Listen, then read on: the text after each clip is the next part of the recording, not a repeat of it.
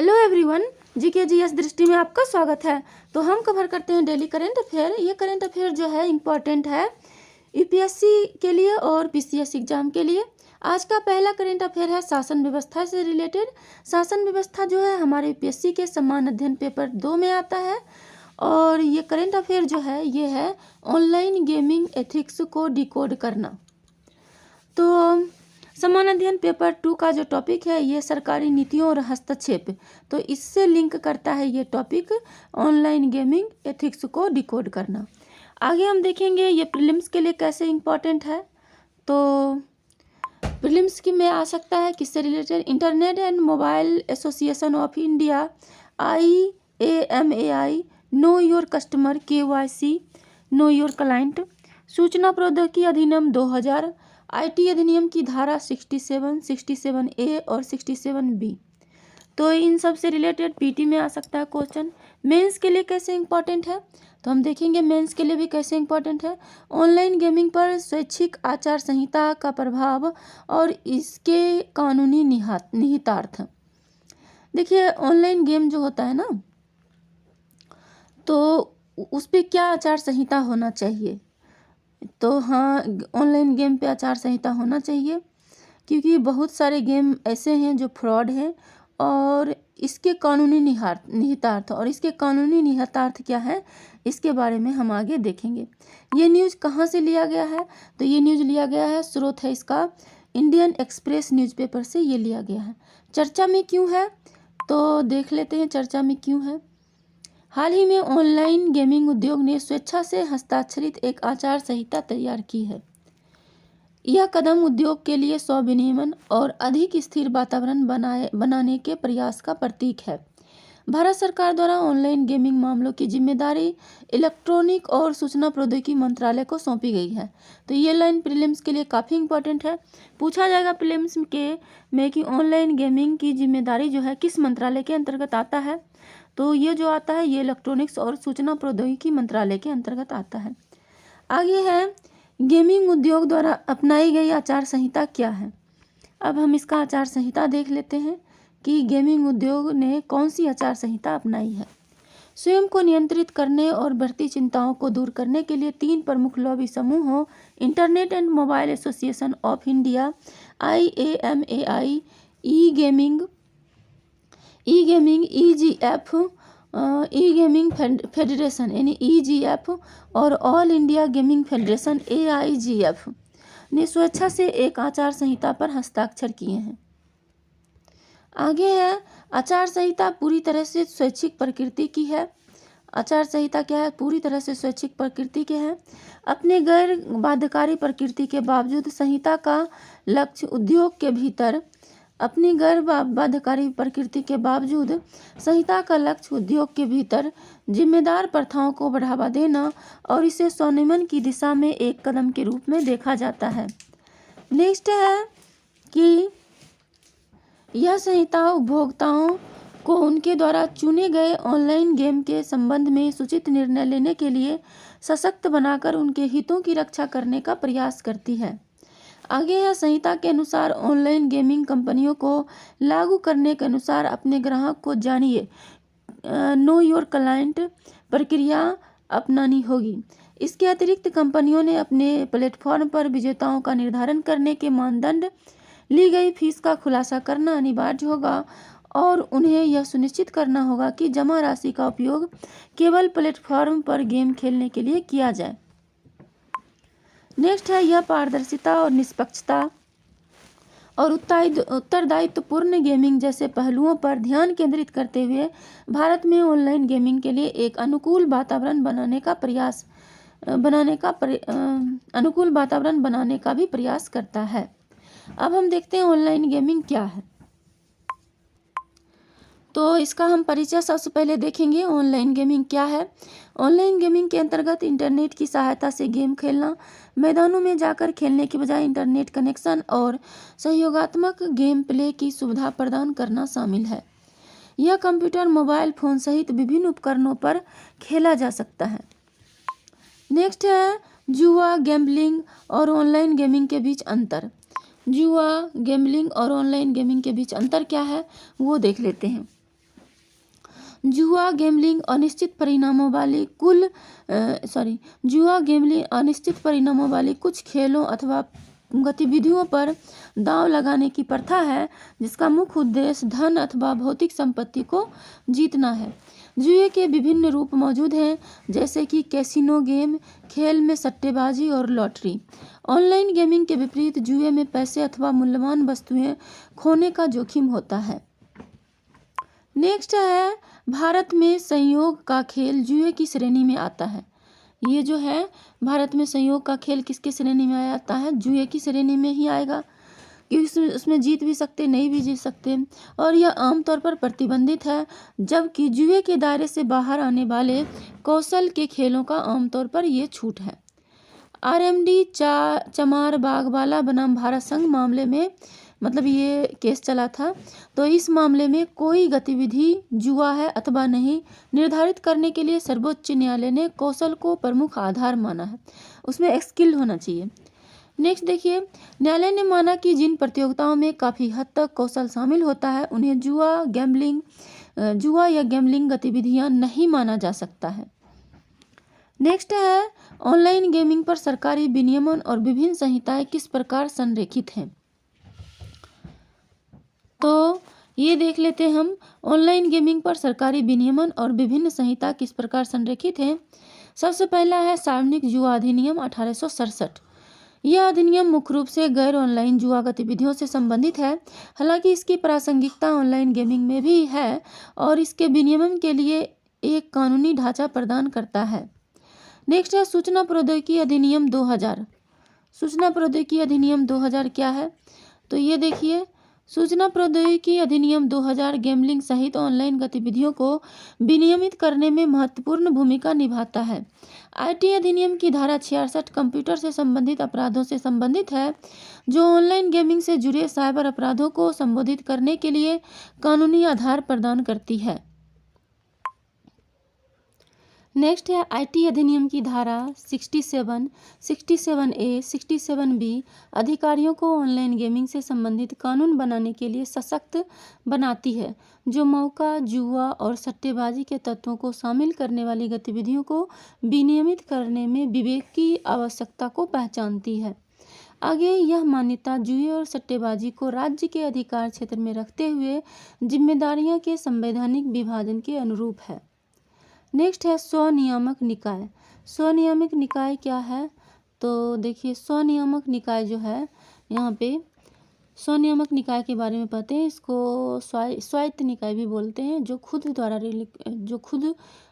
को रेगुलेट करता है, उसी को स्वनियामक निकाय कहते हैं। जैसे ये देखिए, यहाँ दिया है कि इलेक्ट्रॉनिक्स और सूचना प्रौद्योगिकी मंत्रालय ने ऐसे नियम पेश किए हैं जो ऑनलाइन गेमिंग उद्योग के भीतर स्वनियामक निकायों की स्थापना की अनुमति देते हैं। उसके अंदर ही स्वनियामक निकाय की स्थापना होगा, जो रेगुलेट करेंगे जो ऑनलाइन गेम है, ऑनलाइन जो उद्योग है, गेमिंग उद्योग, उसको वो रेगुलेट करेंगे।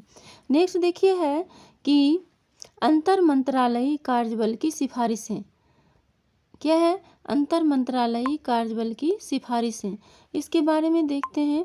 कह रहा है कि सरकार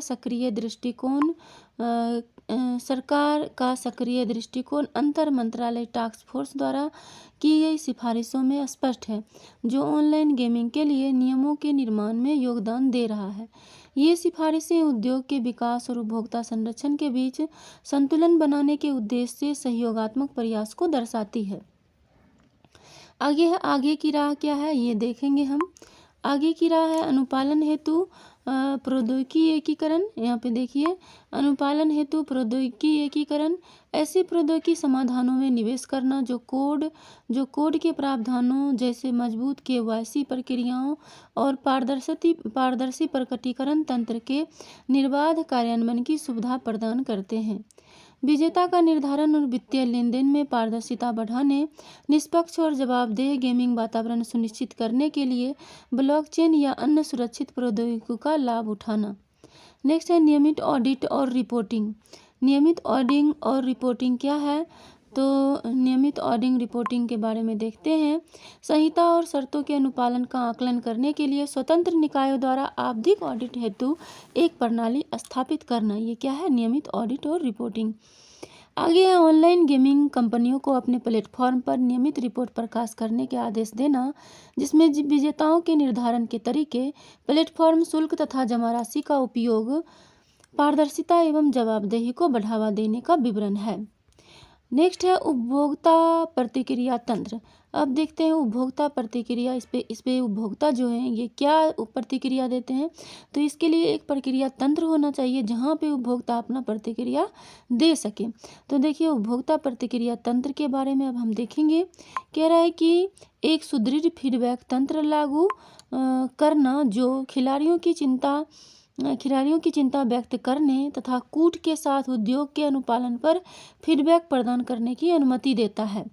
कूट में निरंतर सुधार करने, उभरती समस्याओं का समाधान करने एवं समग्र गेमिंग अनुभव को सुधारने के लिए उपभोक्ता प्रतिक्रिया का उपयोग करना। मतलब इन सब सुधार के लिए उपभोक्ता प्रतिक्रिया का क्या किया जाएगा, उपभोग किया जाएगा।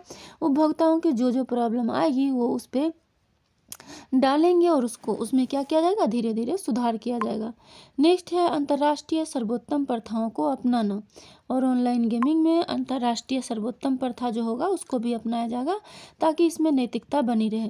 कह रहा है कि ऑनलाइन गेमिंग नैतिकता में विश्व की सर्वोत्तम प्रथाओं के बारे में अवगत रहना एवं उन प्रासंगिक उपायों को अपनाने पर विचार करना जो अन्य न्यायालयों में सफल साबित हुए हैं।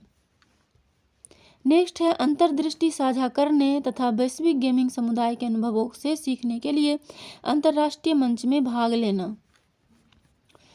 आगे है यूपीएससी सिविल सेवा परीक्षा विगत वर्ष के प्रश्न। हम देखेंगे यूपीएससी सिविल सेवा परीक्षा विगत वर्ष के प्रश्न क्या है। तो यह निम्नलिखित में कौन सा या से भारत सरकार का डिजिटल इंडिया योजना के उद्देश्य हैं। ये क्वेश्चन देखिए 2018 में आया था। हम इसका ऑप्शन देखते हैं क्या है, इसका जो डिजिटल इंडिया का उद्देश्य क्या है। तो भारत की अपनी इंटरनेट कंपनियों का गठन, जैसा कि चीन ने किया, बिल्कुल नहीं। भारत जो है नकल नहीं करता है। भारत को एक तरह से अच्छी चीज़ों को लेना चाहिए बट एग्जैक्टली नकल नहीं करता, उसमें अपना भी भारत जोड़ता है, इसलिए ये तो नहीं होगा ऑप्शन।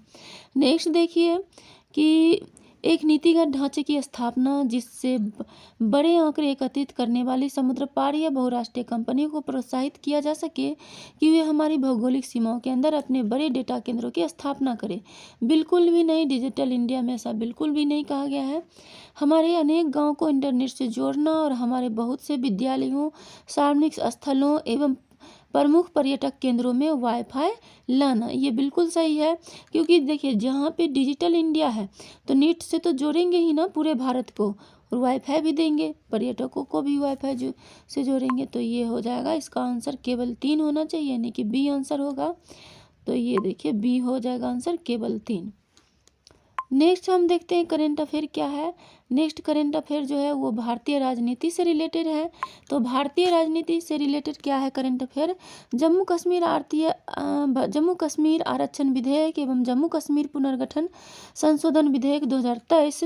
ये है समान अध्ययन पेपर 2 से, भारतीय संविधान वैधानिक निकाय। और ये प्रीलिम्स के लिए भी इम्पॉर्टेंट है। तो ये प्रीलिम्स के लिए कैसे इम्पॉर्टेंट है वो हम देखते हैं। प्रीलिम्स के लिए इम्पॉर्टेंट है, देखिए जम्मू कश्मीर आरक्षण विधेयक एवं जम्मू कश्मीर पुनर्गठन संशोधन विधेयक 2023। नेक्स्ट है लोकसभा, आगे है पाकिस्तान पीओ के अनुच्छेद 370 का निरसन परिसीमन। मेंस के लिए भी इम्पॉर्टेंट है, जम्मू कश्मीर आरक्षण विधेयक एवं जम्मू कश्मीर पुनर्गठन संशोधन विधेयक 2023। नेक्स्ट है इसका जो स्रोत ये कहाँ से लिया गया है, तो द हिंदू से लिया गया है, ये जो इंग्लिश में भी आते हैं डेली न्यूज। आगे ये चर्चा में क्यों है, सबसे पहले देखिए ये चर्चा में क्यों है। हाल ही में लोकसभा ने जम्मू कश्मीर आरक्षण विधेयक एवं जम्मू कश्मीर पुनर्गठन संशोधन विधेयक 2023 पारित किया।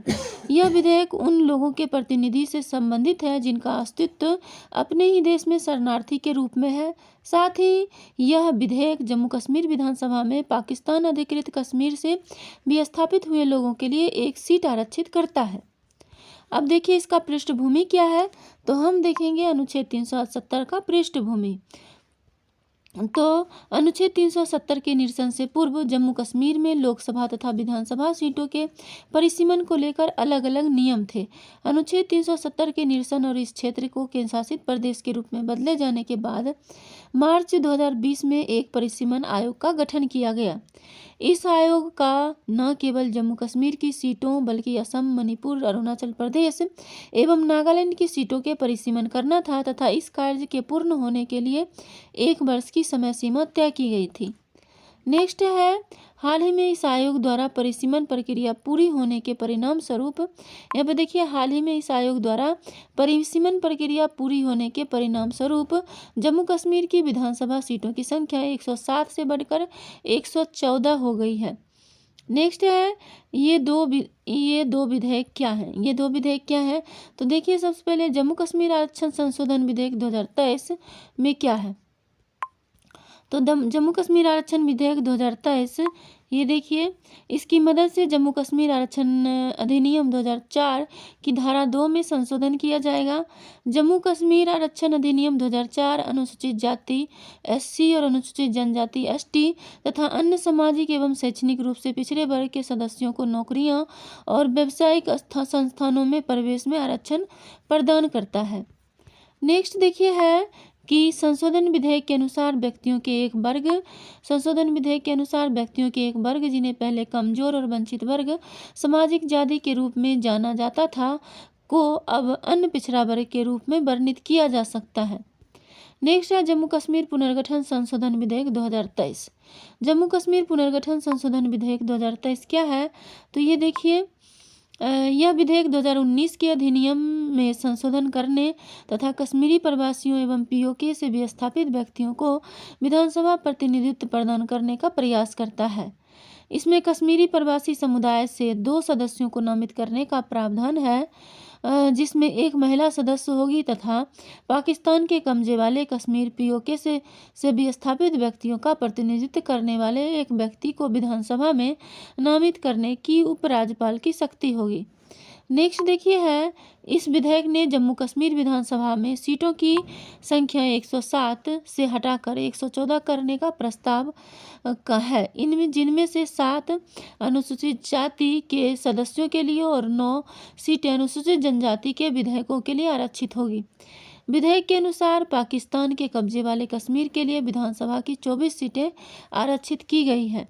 इसलिए विधानसभा की संबद्ध प्रभावी शक्ति 83 है, जिसे संशोधन द्वारा बढ़ाकर 90 करने का प्रयास किया गया है। नेक्स्ट है जीरो टेरर प्लान अनुच्छेद 370 की निरस्त्रीकरण से कैसे संबंध है?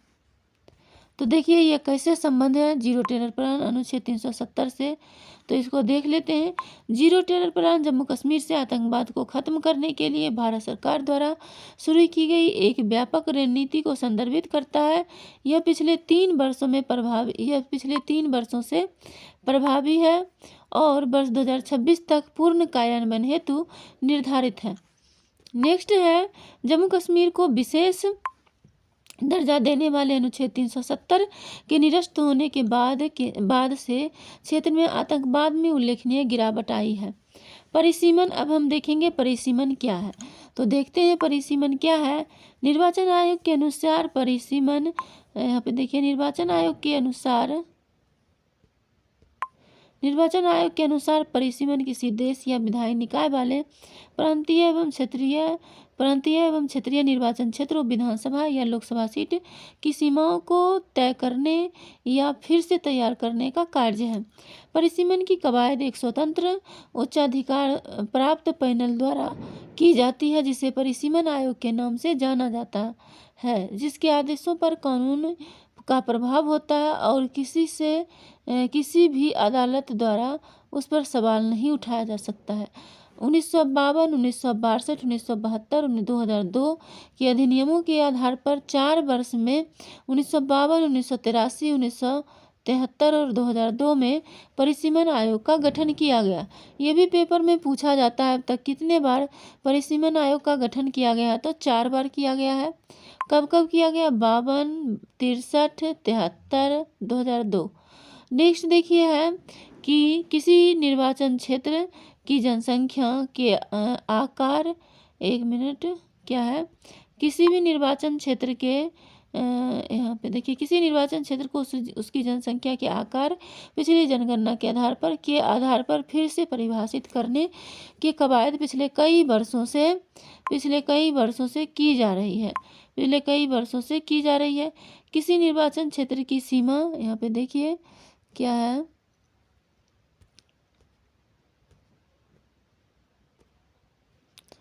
तो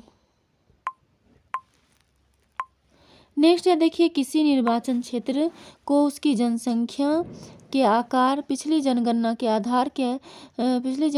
आधार पर फिर से परिभाषित करने की कवायद पिछले कई वर्षों से की जा रही है। किसी निर्वाचन क्षेत्र की सीमा बदलने के अलावा इस प्रक्रिया के परिणामस्वरूप राज्य में सीटों की संख्या में भी बदलाव हो सकता है। आगे इस अभ्यास में संविधान के अनुसार SC और ST के लिए विधानसभा सीटों का आरक्षण भी शामिल है। नेक्स्ट देखिए, यूपीएससी सिविल सेवा परीक्षा विगत वर्ष जो प्रश्न आए थे उसको हम देख लेते हैं।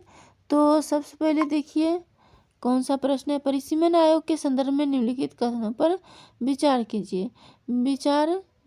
तो देखिए क्या है, एक मिनट, हाँ, परिसीमन उद्योग के संदर्भ में निम्नलिखित कथनों पर विचार कीजिए। परिसीमन